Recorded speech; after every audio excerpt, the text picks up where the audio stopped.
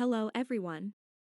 If Daz 3D Install Manager can't download your products, you will need to install a certificate to fix this. I put all the links in description. I hope this will help you.